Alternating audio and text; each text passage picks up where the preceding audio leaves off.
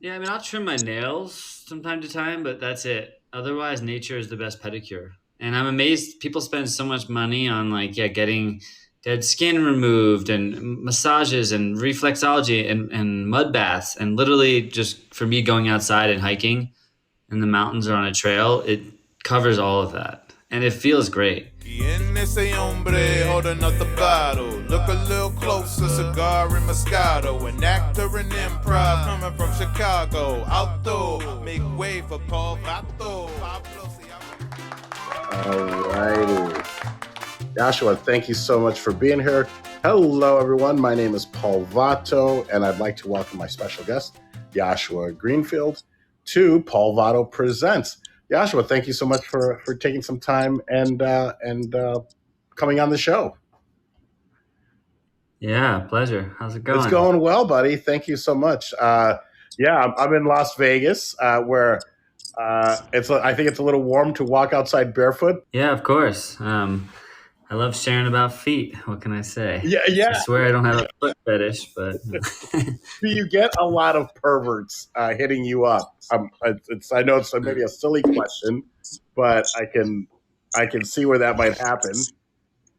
I mean, unfortunately, more than I expected. But just people that are like, I love to massage your feet or lick your toes and stuff. That, um, luckily, that's not the main. Isn't that? But there are people, which I understand. People like feet. It's just kind of funny to be obsessed with feet in a different way. You know. Sure, sure. I mean, I've always felt like I have such sensitive feet, and I'm like, oh man, I could never do that. But during COVID, just even being at home, I was like, why am I putting shoes on, and why am I wearing shoes in the home, type of a thing. So it really got me thinking. And then all of a sudden to see you online, and I'm like, you know what? I think this is something that the world needs to know about. Brace, yeah. Brace the foot. Let's see here. Let's see if I can get these guys out. Yeah. Man, Okay. it's you really got your. It's almost like a hand. And now, have you built up like calluses, or how does? Yeah. It's interesting because I've definitely built up calluses, so my feet are stronger, but they're also more malleable. So you start working all the different muscles and ligaments and tendons in the foot. And so even though the calluses help with protection, it's also the fact that it can like almost mold to any surface. So if I step on like rocks and they're all different shaped, my foot kind of it's like a gel pad in an interesting way. So the callus, I'd say, mostly protects against like if you step on something sharp. It kind of provides that kind of first layer of defense. Now you still want to be careful because if I step on a nail, it's going to probably go through my foot. But what's interesting about the feet is as you start to like reawaken them, as I like to say, they're so sensitive that if I were running or walking outside and I went to step on something sharp, I would pull back immediately before my foot would sense it and I would pull back. And I think a lot of people don't realize that they think that they're protected in a shoe, which in some ways that might be the case. And sometimes it might make sense to wear a shoe, really hot surfaces or crazy environments. But if you're mindlessly walking around in shoes, you could step on a nail and it could go right through your foot. Whereas me, I'm aware of every single step I take. So I'm really careful and cautious about where I step. That's amazing. How did this transformation come about, or how did you realize that that was something that was for your lifestyle? And I don't even know if I'm wording it the right way, but how Yeah. did this come about in your journey? It was definitely a revelation. I, I grew up. My dad's a podiatrist, and my sister also is now a podiatrist. So I grew up around feet, but I was always told that I had flat feet and I had to wear orthotics, and I just never liked the way they felt. So I always tried to avoid them. Whenever I could, I was barefoot. Like at the beach, of course, but anytime I could be barefoot or in sandals, like I never wanted to wear shoes unless I had to. But it wasn't until 2, 3 years ago that I started like actually seeing that this whole barefoot thing was like a way of life, and it wasn't just for like a few weirdos.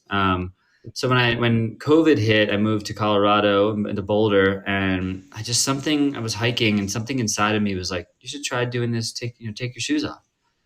And I took my shoes off and I was walking. And I'm like, oh, this isn't bad. And after a while, it starts to be a little more painful. So put them back on. But within a month or two, I was like, never wanting to wear shoes again. And it was very, for me, like I was learning about stuff and talking to people, but most of it was more of this internal calling of like, hey, this makes sense. And I'm very much a person who, if something makes sense to me, because I'm very discerning about everything that I do, and I really overthink everything over a million times. So if something makes sense to me, I'm going to try it, regardless of the conflicting research. Because as I'm sure you know, there's everything is contrasting and conflicting out there and contradictory. So at some point you have to kind of tune into what makes sense for you. So when I started doing that, and then I started learning about this whole world of feet, and suddenly everyone following me on Instagram is like the barefoot guy, or barefoot dad. I was like, oh, there's like a whole movement of people out there that are into this. And I didn't start making content until maybe, I don't know, it was a year and a half ago. I started posting some videos on TikTok, just random stuff about cooking and music and dancing. And then I made a video about having monkey feet, and it went viral. And then I was like, oh, I guess the world wants me to make foot videos now. Because I used to have a cooking channel and a cooking show that was successful online. So I'm not a noob to the whole social media world. And I know the power of like getting to inspire people in such a way. So the feet were calling, and I responded. Amazing. And you know what? I mean, they say, it's, you really have to find your niche or niche down. And I think you really certainly have. And it's great though that, you already have this background in social media, or you already know how it works or how to do a successful campaign, if you will.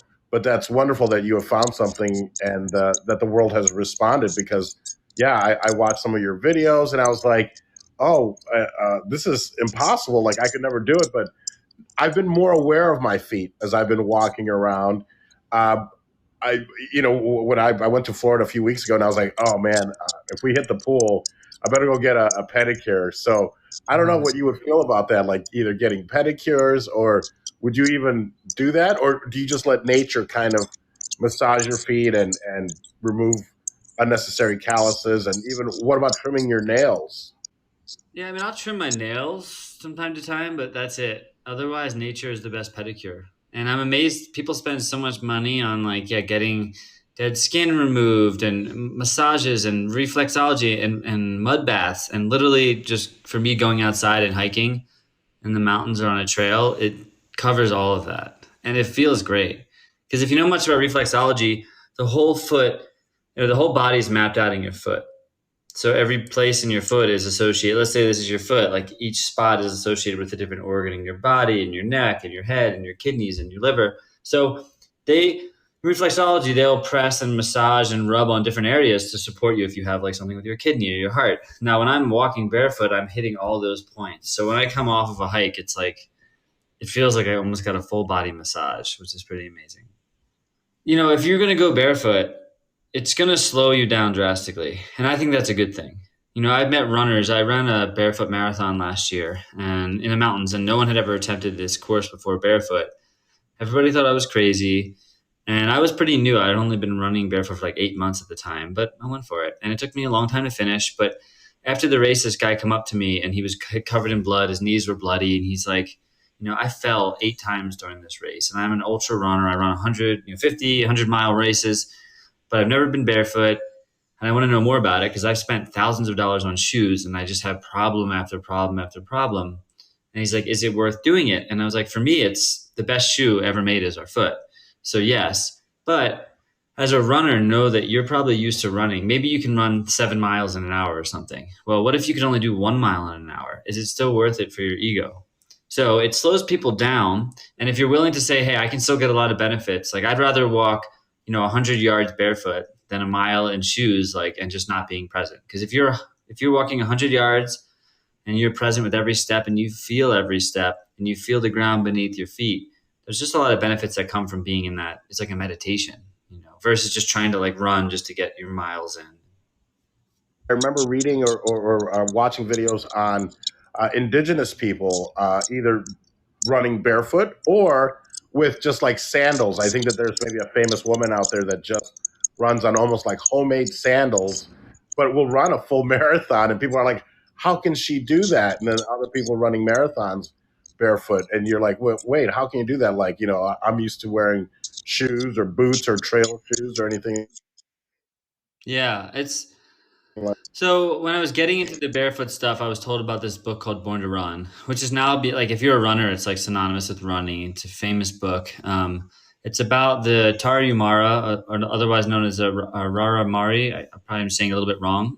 They're basically these runners in the Copper Canyons in Mexico, and they run 50, 100-mile races in these sandals that they make out of just rubber tires, and they cut them up, a little bit of protection, and they can run for seemingly forever with very little food, very little water, and they're always smiling, they're always having a good time. They run in packs, and the book just kind of debunked a lot of stuff about shoes. So now there's obviously a huge range of shoes, right? Some better than others. And first off, I'll say whether you're interested in being barefoot or not, to me, it's less about being barefoot and more about appreciating your feet.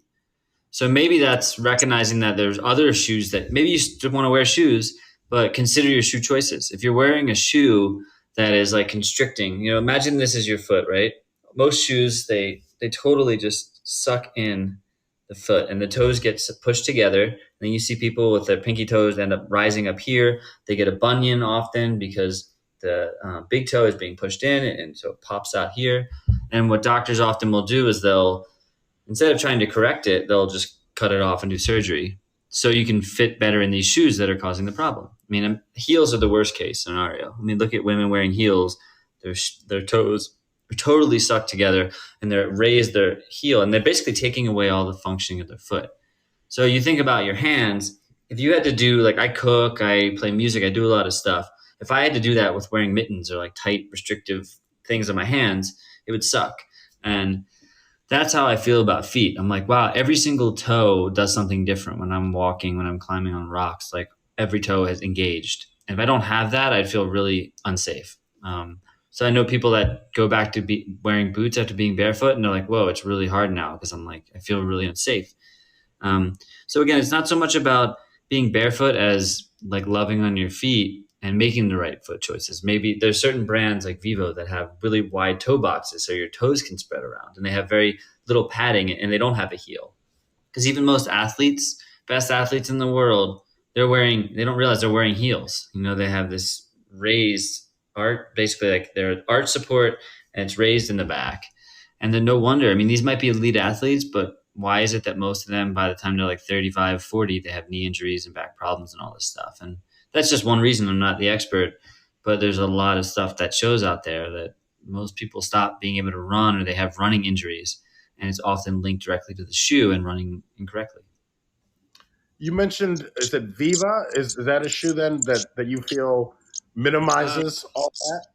Vivo Barefoot, I say, is one of the most popular brands. They have a huge range. So if you're like, I want to have like a nice boot, or even something that's maybe a little more dressy, it's going to look a little different, like because they are designed to consider your foot, but they have a big range of like nice types of winter boots and trail boots and running shoes and all kinds of stuff. There's also Zeros has a lot of stuff. They have sandals. Luna makes a really great running sandal. So there's definitely more stuff out there today. Lems people seem to like. There's lots of brands. It can be a little pricey, and sometimes people complain about that because, this isn't these major corporations that are able to like just use or whatever and have these really cheap shoes. But there's, I think, 20 billion pairs of shoes made every year. So when you think about the waste, one of my favorite parts about being barefoot is like I'm having to buy so little. I mean, I have a pair of sandals. They're called Zero sandals, and they're about that thin, and they're just for me just to go into a store. If they force me to wear a shoe or some kind of covering, I'll pop those on. It was especially good when I was first training and doing a lot of trail running, just to kind of build up, because you want to take it slow. If you are interested in running, you don't want to just go out and run barefoot for 5 miles. Even if physically, like your lungs and everything, you can do it, your feet and it takes a lot of time to adjust, and you need to take it slow. And I think barefoot movement got a bad rap because people end up jumping into it too quickly. Like I tried this barefoot thing. There's a guy on TikTok. I just kind of responded to his video, the happy vlogger. He's a really cool dude, seems excited about life. And he tried being barefoot for 7 days, but he just went way too hard, too fast. And he's like, well, it's not for me. I'm like, okay, maybe it's not, but maybe you pushed it too hard because your feet are not ready for that, and it could take months and months and months to get there. Well, it's yeah. I mean, it's like anything, where it does take time to adjust. And 7 days might have been fine if he hadn't gone so hard. If he was just walking around indoors, maybe step outside, take a few steps. But yeah, if he tried going so hard, yeah, it's not a smart way to go about it. But then to just say, "Oh, it's not for me," give it a chance, give it a shot. Um, that's wow, it's amazing. It's very eye opening, and hopefully it's something that I can start doing because I've always, of course, like most of society, I think Western society, it's been a shoe culture. Of course, always wearing shoes. Um, are there any other shoes that you recommend that will at least not are not as bad for your foot, or is it on a case by case basis? I mean, it is a case by case basis. Personally, I wear this thing sometimes called a skinner, and it's basically a sock that just slips onto your foot but has a little bit of protection. When I did my marathon, I brought them just in case, and I ended up like, I mean, I was pushing it hard, and it was a crazy, it was maybe the hardest course and the hardest trail I've ever been on. It was so rocky. So for about 6 miles of that, I put on my Skinners kind of on and off just to, it was almost unbearable. Now, if I were to do it, it'd be a lot easier, but I was still pretty new to the barefoot thing at the time, and I wasn't able to train much, so it was intense. And what I love about Skinners is they just fold, they're like a little socks. They kind of fold up and you can carry them in your backpack. If you're going to try barefoot hiking, bring something. Like bring a shoe, bring something. I've had friends that are like, "Oh, cool, let me go." And next thing you know, they're at the top of the mountain and then their feet are hurting bad. And like, again, take it slow. But yeah, the Skinners are nice. There's some different kind of knockoff versions as well you can find online. People like Earth Runners. Um, but yeah, that's pretty much I would say what works. I always go back to the foot, even in winter for me. I don't recommend this, but I was barefoot most of the winter, even in Colorado. And so, sometimes I would wear my Skinners, or I'd wear like a wool sock, if it got too cold. Um, but again, every situation is unique, and I think like it's kind of this journey where you start to realize like, oh, wait, my feet are amazing. How can I just start to like get to know them better and just put them in the ground? And if you know anything about grounding and earthing, the benefits of just putting your feet in the ground, even if you don't move, just putting your feet in the ground, connecting your feet to the earth, not having this sort of connection broken, the rubber sole, it breaks the whole connection we have to the earth. So just putting our feet in the ground, there's a lot of amazing studies that show how much energy that releases. And people that have joint pain and different issues and inflammation, it's often because there's so much energy stored in the body and they're not actually grounding themselves. So for people that aren't going to try to go running or being barefoot, yeah, just put your feet in the dirt or in the grass and just sit there. It's that simple. Amazing. I started kind of discovering that when I started doing yoga. And this was maybe 4 or 5 years ago. And it was kind of, the whole yoga thing was life changing, but then also discovering the grounding and, walking outside, being barefoot and not worried about, oh, my feet are going to get dirty, so Yeah. yeah, it's like, okay, just so wash your feet and be done with it. But it's not just, you mentioned music, and that's something also that you're known for. Is it your music and your cooking or your lifestyle as far as that goes? And if you want to talk a little bit about that and some of the retreats that you run, no pun Yeah. intended. So, yeah, I run and I walk them too. Um, for me, I think what's one of the interesting things about life is that we can segregate our experiences, but like at the end of the day, living life, like how do you learn how to live a good life? And that's not just one thing. People can develop skills. You can be a really good lawyer, a really good doctor. But if you don't take care of your health or you don't understand your relationships with your friends, like, we're living in this very segregated society where people just sort of specialize in something. And I think they often hide behind it because it's easy to like go to school, work really hard, start a company and be like, oh, I'm the person that runs this big company. And for me, what I've seen with a lot of people is they just want to know how to live life well. They want to live life in alignment and find the things that they love to do and be happy and be in good relationship. So everything that I do, whether it's about feet or music or cooking or anything, there's this underlying current of the same message. So I write books, and they're all free. You can go on my website and download any one for free. But they each have the same underlying message, which is take a good hard look at yourself and recognize what actually makes sense. Not what you were told to believe, not what people, guilted or shamed you into thinking, but what really makes sense to you in your own experience. And that's a lifelong process. But the more you start to peel back, wait a second, like for example, with music, I was told I had a bad voice. I was told I was tone deaf. I was told I would never be a good musician. And then one day it's like, wait a second, is that true? Or is that just something somebody told me when I was a kid? I made up a story about it and I spent my life living into this belief. Same with, I was told I had ADHD from a young age. I had to take a lot of medication and I couldn't focus. But then I started playing music. And why was it that I could play guitar for 10 or 12 hours a day straight without any medication? I'm like, oh, is it really that I can't focus? Or is it just that in the context of sitting in a classroom reading a book that I have no interest in, that of course I can't focus? And then so it all ties together because then suddenly I'm outside and I'm barefoot.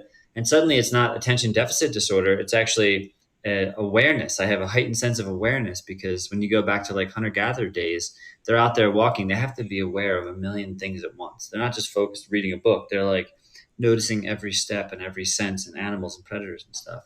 So everything kind of ties in together. Music was really the first thing that showed me that. It was the first piece where I was like, oh, I can be more than I thought I could be, right? So when I started a band in college and started pursuing that career, I was like, this lights me up. I could wake up every morning and do this. And I love doing this. And then over time, the cooking thing started to come into play. And I started making cooking videos for people. And it was a similar thing. I grew up with a lot of bad eating habits and a lot of health issues.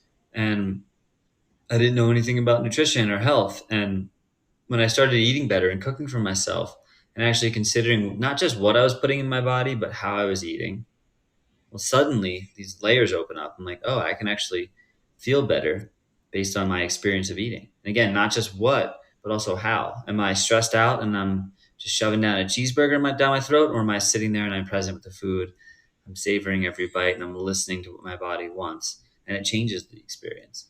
So yeah, everything kind of has this underlying message of think for yourself, trust your own intuition. And that takes time. This doesn't just happen overnight, but for many years and many mentors and different books that I've resonated with and experiences and experiments, I've gotten to this place where I know what I need, and I'm always open to learning something new, but I'm willing to, if something makes sense to me, I'm willing to explore it. That's wonderful. And you know what? And thank you. I think on behalf of a lot of people, thank you for putting those books out and not charging for them, because I think a lot of times people might use that as an excuse to not invest in themselves. It's like, well, I'm not going to spend $10 on a book or $20. So that's wonderful. But then you also do offer other either courses or that people can invest in. But it's wonderful though that you do have these ebooks that are available, and I look forward to reading them all. So thank you. Yeah, absolutely. Book writing is just something I love to do. And what I say is like everything, the reason I give my books away for free is because everything that I know pretty much is in those books. I might be learning and changing and I make videos, but I appreciate just the medium that we have where I can literally just create something and share it. So if you want to learn about barefoot or cooking or music, whatever it is, you can read those books. Now, if you want to go deeper, if you want to take one of my courses, I have a music school that I created. I have a whole course on beginner's guide to being barefoot. And the reason I do that is because, like, if you go on YouTube and watch videos, it's very easy to get distracted. It's the same, like somebody can watch a video of mine on TikTok, and then next thing, then they swipe up, and then they're watching cats dance with, chicken wings or some random stuff.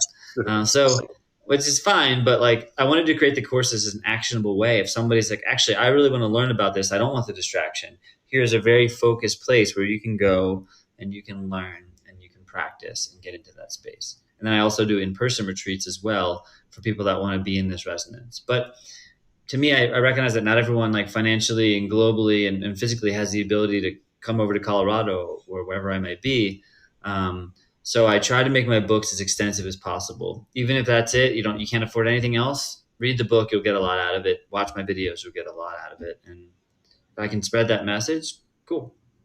And if people want to get a hold of you, they can go to, is it youenjoylife.us? Is that your Yes. website? Wonderful. Youenjoylife.us is my website. You can also just find me on You Enjoy Life. I have YouTube, I have Instagram, and TikTok. Um, the website I designed to be kind of a choose your own adventure. So you click on the website and it's like, what tickles your fancy? And if you'll see the different options: mindful eating, being barefoot, opening your musical gifts. And you click one and you get a free book and kind of go from there. Do you have to sign up for the different ones? Because I think I was going to download the barefoot one, but then I was like, ooh, I also like the one about connecting with people. Or once you sign up once, will you get all three books, or do you have to Well, sign yeah, all you them have in? to do is enter your email address. So at the moment, if you enter your email address again, I have to maybe figure out a new system ultimately, but it will just it won't double you up or anything. You'll still just be on the email address list. So if whatever you're interested in, yeah, just enter your email address on that and you get the book. And that's kind of it. And yeah, you can also see my course links there. And you can check out my YouTube where I have lots of videos and that kind of stuff. And you're still also on TikTok? Are you doing TikTok videos as Doing well? TikTok.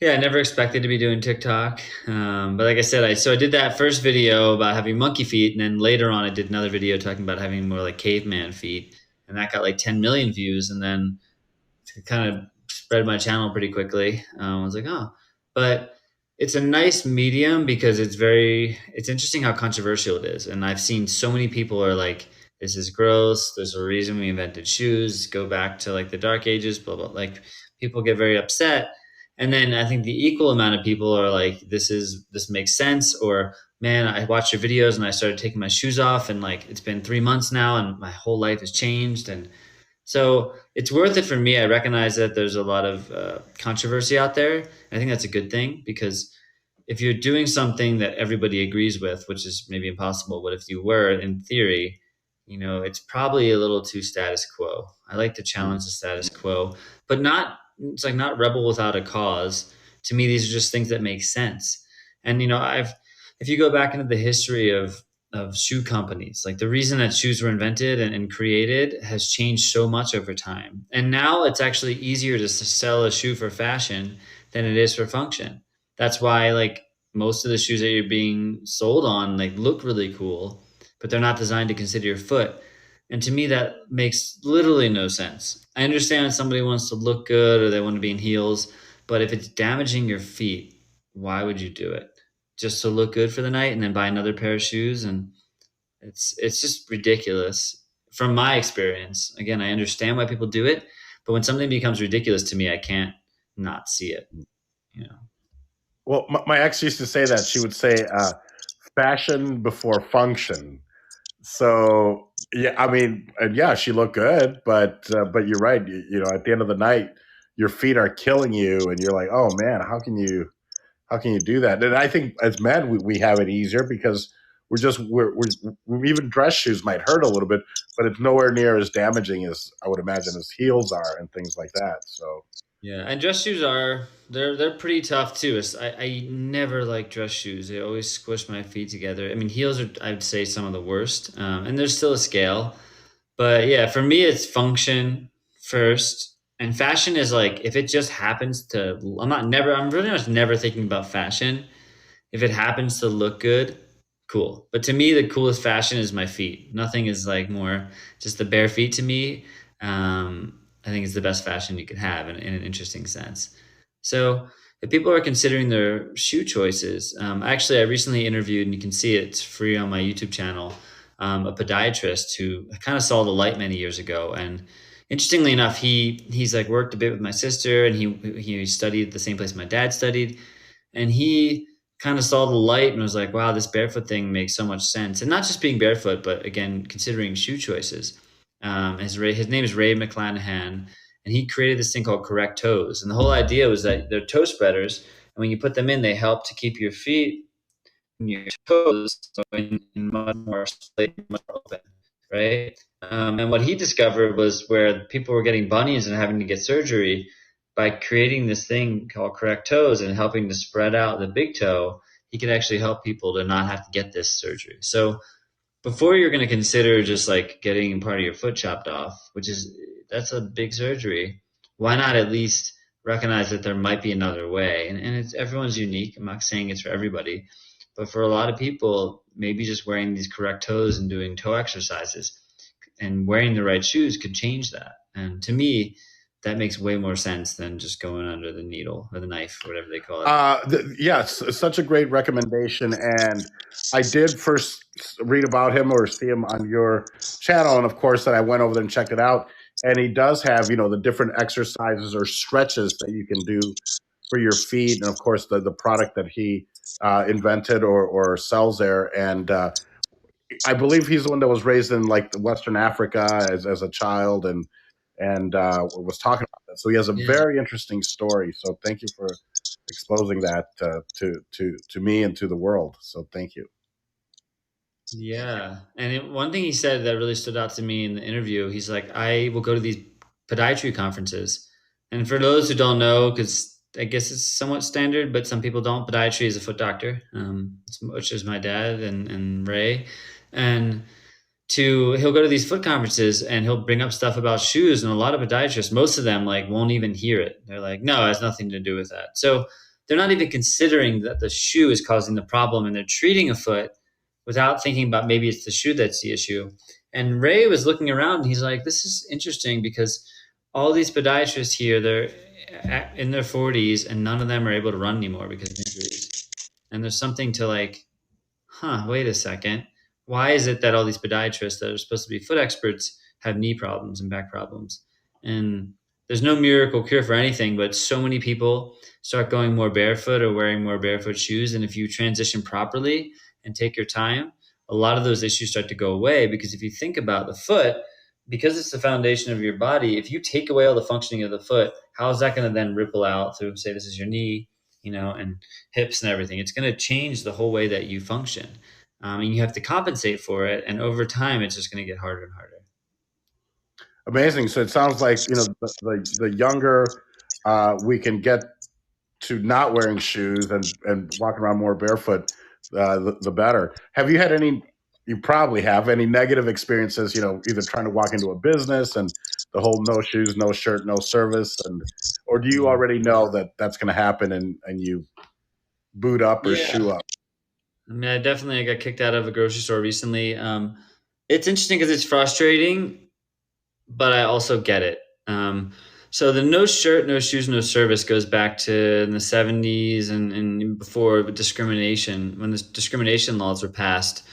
Basically, shop owners wanted to keep certain quote unquote like undesirable people out, but they couldn't because of discrimination laws saying you can't discriminate on someone because of color and race. So what they did was they started getting clever, and they're like, oh, no shirt, no shoes, no service, because who are the people that are probably not going to have shoes or shirts? Minorities, homeless people, hippies, and things like that. So for some reason, unfortunately, 50 plus years later, that's just carried over, and people just they write it on the window and they're not necessarily thinking about the reasons why. So I like to just educate people, and if somebody tries to kick me out, I'm at least going to say, hey, like, do you know why this law is in place? Or not law, it's not even a law. Because actually, you can be barefoot, legally, you can be barefoot anywhere in the United States. So a place has the right to ask you to leave. A private property has the right to ask you to leave for whatever reason. But that aside, you can be barefoot anywhere. So there's a lot of people like, oh, you can't drive barefoot. You can drive barefoot. There's no place you can't be barefoot. It's more up to your own thing. So when I get kicked out of a place, I'll try to talk to them, but some places won't let me in, and I try to avoid those places as much as possible.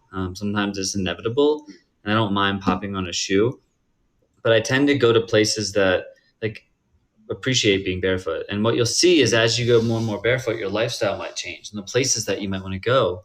I tend to just like want to be outside in nature most of the time because that's where I feel the best. There's a couple grocery stores here, natural grocers, that let me in barefoot. So that's one of the places I shop other than farms and farmers markets.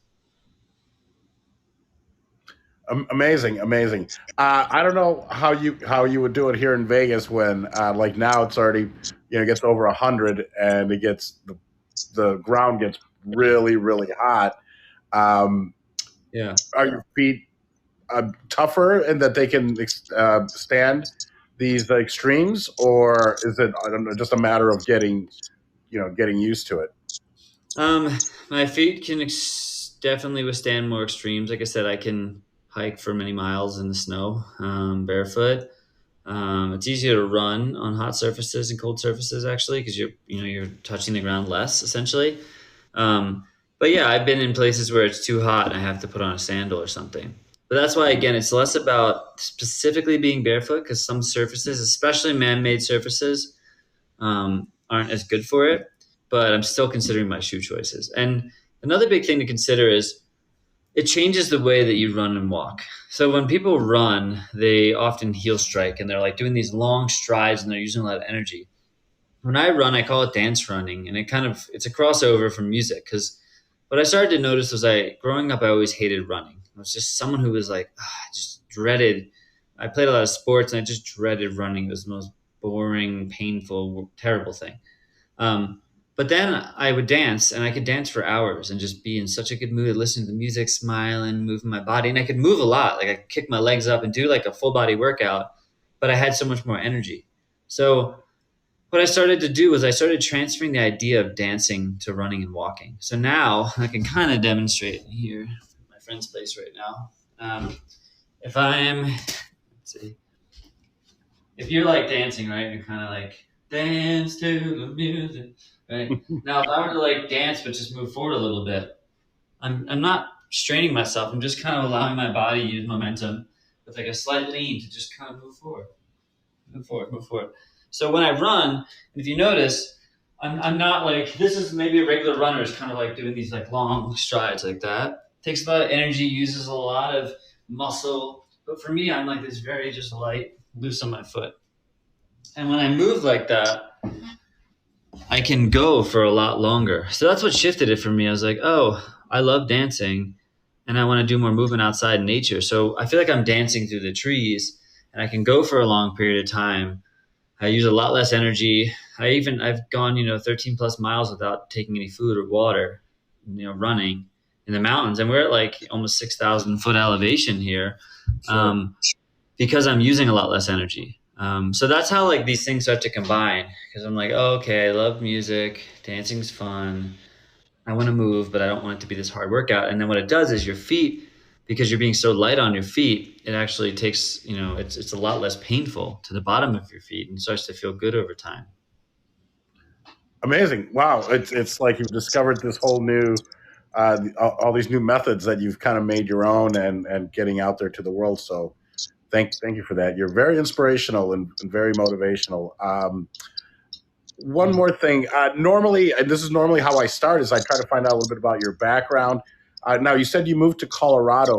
Where did you grow up? And has your family especially because they're foot doctors, podiatrists, have they also started seeing, where you're coming from? But where did you grow up? I grew up outside of Philadelphia, kind of in the suburbs. And then I started a band in college and we all moved to New York City. So I lived in Brooklyn for 10 years. And that's really where I feel like I came to be. But, I got married in Brooklyn and just was getting really tired of the concrete jungle. So moved out to Colorado. I was living in Denver for 3 years and then went through a divorce and went to Peru to do some medicine work with ayahuasca and all that stuff. And then came back to Colorado, moved in with a friend in Boulder. And yeah, it's been quite a journey. When I first started doing it, my dad and my sister were like, "You're crazy," because the truth is, they weren't trained to know much about being barefoot. So for them, it didn't make any sense, and understandably, like a lot of the patients are treating. My dad treats a lot of older people and people that have a lot of health issues that probably shouldn't be going barefoot, at least not to the extent that I am. So it's definitely changed over time. My sister has said that for someone like me, it makes sense for where I live. She wouldn't recommend it to somebody in a city. And I probably wouldn't have gotten into being barefoot in Brooklyn. It probably wouldn't have made sense. Now, there are people that do it in cities, and I've walked around cities barefoot carefully. But I'm not going to try to convince someone living in a city to do it. I'm not going to try to convince anybody. It's not really convincing so much of, it's like the Buddha says, like, don't take my word for it. Don't believe me on blind faith. Come see for yourself. Come try it on. See if it makes sense to you. I only do it because it makes sense to me. What's funny though is a lot more studies are coming out about being barefoot. So like my mom called me the other day because she was skeptical too at first, and she's like, I just read a study that like talked about, I think it was babies, and how like you should put them in shoes for the first many years of their lives.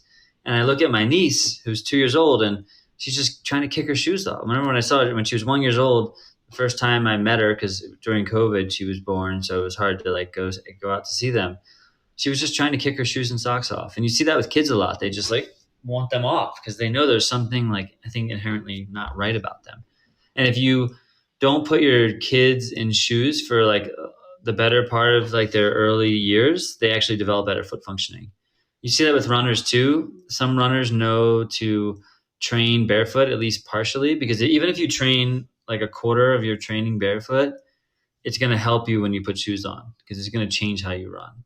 So again, we don't have to go extreme, but for me, I'm starting to see, like my dad read my book, and I'm starting to see maybe him open up a little bit to it. He thought it'd be cool to x-ray my feet and to see how they change over time. Because to me, it's undeniable. There's some level about this stuff that just makes sense. That's why I don't need to convince anybody, because the people that know are excited about it, and the people that don't know but are like curious are like, they want to know more. I tend to put people into different categories. You've got the people that are like the naysayers that are like, you're crazy, screw that, I would never do that. I'm not even going to try to have a conversation with them, because I just like to lead by example. So if somebody sees me on the trail, I get a lot of weird looks and people are like, whoa, that's crazy. But every once in a while, someone's like, oh my God, you're barefoot. Like, can you tell me more about that? And I will always stop and have a conversation with anybody that wants to know. Because if I'm kind of like a poster child for being barefoot, and walking around the mountains barefoot, people are going to see you and they're going to be curious. So if somebody's interested in it, or maybe they heard about it, like I will gladly share what I know. Amazing. Well, wonderful. Thank you so much for taking time. I know that it was kind of random that I just reached out to you, but I'm glad that you were able to come on and maybe spread the word a little bit, and maybe we change someone's life for the better. Then good, good for us and good for you. So thank you for taking the time to come out. Any final thoughts, or again, where people can find you, or if you just have any final thoughts? I've already put your website. A round of applause for Yoshua. Thank you so much, and I hope you don't. I hope you don't mind the sound effects. It's part of this fireside experience. And if it's something that interests you, we'd love to have you on the platform. It's owned by Mark Cuban and started by Fallon Fatemi. And if you ever want to come on, apply to be a creator, or let me know, and I'd love to co-host a show with you or anything like that. If you have a message that you're trying to get out there. So thank you, Paul. I appreciate you having me on here. It means a lot. Just something seemed like it resonated when you reached out. I was like, sure, let's do this. So it's been really fun. Just final closing thoughts. Of course, you can find me, You Enjoy Life, just all over the internet. If you are interested in learning more, don't hesitate to also send me a message if you have questions. Not an expert, but I am really passionate about it. And when I'm passionate about something, I'm going to explore it to the fullest. And every day I'm willing to reconsider what I thought the day before, just to make sure that what I'm doing actually makes sense for me. I know there's a responsibility as a creator to support people in doing this, but doing it safely. My dad's reminded me of that. He's like, hey, you're telling people to be barefoot, but be careful. Like, there are dangers. And so I do want to remind people that your foot is kind of like a seedling. If you think about growing, so last thing I'll say, when the seedling's in the shell and the seed, it is protected, right? To some degree. But when you start, so it's kind of like maybe the shoe offers some sort of, even if a false sense of protection. But when you take your foot out of the shoe, just like when the seed sprouts, at first it's like a little seedling, and you need to give it a lot of care and a lot of attention and water it and look after it and make sure it's not too windy. That's how your foot is. You need to pay close attention to it, and I massage it and soak it and all kinds of stuff.